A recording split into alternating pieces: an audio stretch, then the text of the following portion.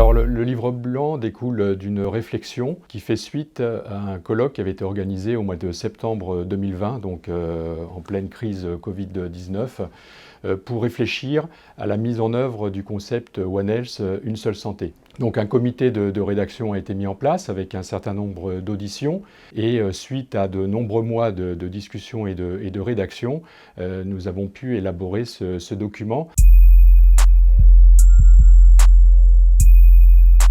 Le livre blanc est articulé autour de 5 axes, donc avec 36 recommandations à la clé. Le premier axe, c'est l'axe de la gouvernance, car il est essentiel de mettre en place un dispositif de régulation, aussi bien d'ailleurs au niveau national qu'au niveau européen et au niveau international. Ensuite, il y a la formation.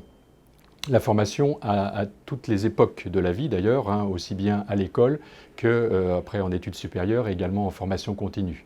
On l'a vu aussi avec la crise Covid-19 qu'il y a encore une grande marge de progrès dans la connaissance du domaine de la santé publique.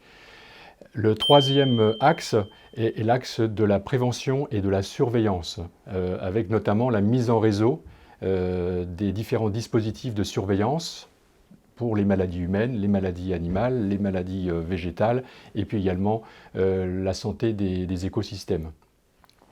L'axe suivant est l'axe de la recherche et du développement, donc de renforcer tous ces dispositifs de recherche, à l'instar de ce qui existe déjà, mais en le généralisant et en profitant d'ailleurs des investissements qui ont été annoncés par le président de la République.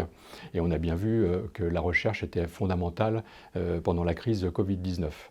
Le dernier axe est l'axe de la régulation financière et réglementaire.